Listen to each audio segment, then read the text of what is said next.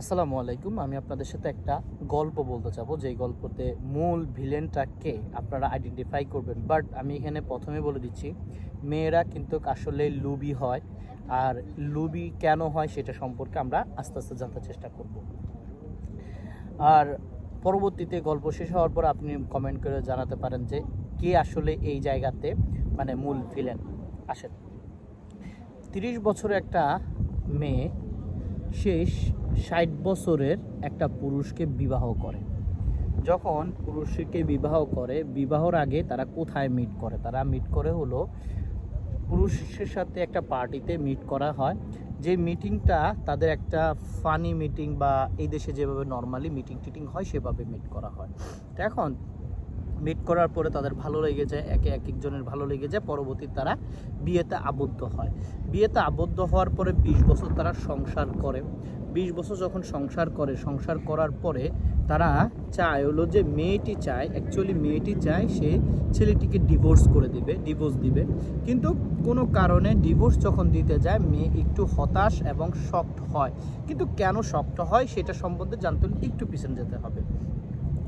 1994 সালের কাহিনীটা বলতেছি। 1994 সালে এরকম একজন ব্যক্তি ছিল যার নাম ছিল গ্যাব্রিয়াল, এবং যে মেয়েটি ডিভোর্স দিতে এসেছিল সেই মেয়েটির নাম ছিল হলো আপনার ক্রিস্টিনা। তো ক্রিস্টিনার কাজ ছিল যে বিবাহ করে আবদ্ধ হয়ে 20 বছর সংসার করার পরে ছেলে সন্তান হয়েছে, অনেক কিছু হয়েছে, কিন্তু ওই পুরুষটাকে সে তালাক দিতে এসেছে।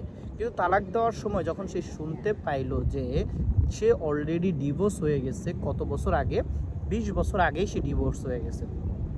কিছুক্ষণ আগেই কিন্তু আমি আপনাকে একবার বলেছিলাম যে 20 বছর তারা সংসার করেছে, এবং 20 বছর আগে আবার তাদের ডিভোর্স হয়েছে। কখন সে জানতে পারে? যখন সে ডিভোর্স দিতে যায়। সো এইখানে যে জিনিসটা উল্লেখ করতেছি সেটা হলো, একটা মেয়ে 20 বছর ধরে একজনের সাথে সংসার করছে, কিন্তু সে জানেই না সে 20 বছর একজনের সাথে সংসার করতেছে, কিন্তু ডিভোর্স হিসাবে। তার এখানে কোনো রকমের মানে ইনভলভমেন্ট নাই, সে শুধু সংসারই করে যাচ্ছে, কোনো কিছু জানে না, কোনো কিছু বুঝে না। এখন ছেলের কাছে একটু চলে আসি। ছেলে কেন তাকে ডিভোর্স দিল? ছেলের উদ্দেশ্য লক্ষ্য একটাই ছিল যে, কারণ এইখানে যে ক্রিস্টিনা আর গ্যাব্রিয়াল, হয়তো নাম শুনলেই বুঝতে পারবেন যে তারা কিন্তু বাহিরের একজন মানুষ। তাদের একটা অংশ থাকে যে আপনি যদি বিবাহ করেন, বিবাহের পরে যদি আপনি ডিভোর্স দেন, তাহলে ডিভোর্স দিলে কিন্তু আপনাকে মূলত কি করতে হবে? আপনাকে মূলত হাফ মানে আপনার মানে সম্পত্তির হাফ অংশটা দিয়ে দিতে হবে। যখন আপনার সংসারের হাফ অংশটুকু আপনি দিয়ে দিবেন, তখন আপনার কাছে থাকবে কি? তো ক্রিস্টিনা কেন বিয়ে করছিল সেটা সে বলতেছে যে, গ্যাব্রিয়েল বলতেছে ক্রিস্টিনা আমাকে বিয়ে করছে, আমি তখন ওল্ড ছিলাম। 30 বছরের ছোট মেয়ে একটা, যার বয়সই 30 বছর, সে তো ধরুন লম্বা একটা রান করতে চেষ্টা করবে। যখন এই লম্বা রান করতে চেষ্টা করবে, তখন সে হয়তো কি করবে, আমি মরে যাব, ওইটার উদ্দেশ্যেই কিন্তু সে আমাকে বিবাহ করা। তো সে চিন্তা করছিল যে গ্যাব্রিয়েল মরে গেলে সম্পত্তি সব কিছুর মালিক কিন্তু সে হবে। দুর্ভাগ্যবশত যেই গ্যাব্রিয়েলকে বিয়ে করেছিল, সে গ্যাব্রিয়াল লম্বা ঘোড়ার একটা মানে ঘোড়া ছিল, লম্বা রেসের একটা ঘোড়া ছিল। সে গ্যাব্রিয়াল অনেকভাবে বেঁচে যায়, বা অনেকভাবে সুস্থর মাঝে মাঝে থাকতে থাকতে সে বেঁচে যায়। সে যখন বেঁচে যায়, তখন এই গ্যাব্রিয়েলকে 20 বছরের সময় যায় কি করতে চাচ্ছে, এখন আর ওই ক্রিস্টিনা ওই গ্যাব্রিয়েলকে নিতে পারতেছে না, মানে সংসার জীবন আর নিতে পারতেছে না। যখন ডিভোর্স দিতে যায়, তখন সে শুনতে পারে যে তাকে 20 বছর আগেই ডিভোর্স দেওয়া হয়েছে, কিন্তু তাকে ইনফর্ম করা হয় নাই, তার লয়ার তাকে সেইটা ইনফর্ম করছে। এখানে আসেন, আপনি কিভাবে একটা দেশে মানে আপনার ল জানে না, কিছু জানে না, কিভাবে আপনি একটা মেয়েকে ডিভোর্স দিতে পারেন উইদাউট এনি রিজনে? সো এই জায়গাটা যদি আপনি একটু লক্ষ্য করে দেখেন, তাহলে আপনি বুঝতে পারবেন যে ওই মেয়েটিকে একটা দেশে মানে বিয়ের 4 মাসের পরেই ওই মেয়েটিকে নিয়ে গিয়েছিল কোথায়? নিয়ে গিয়েছিল ডোমিনিকা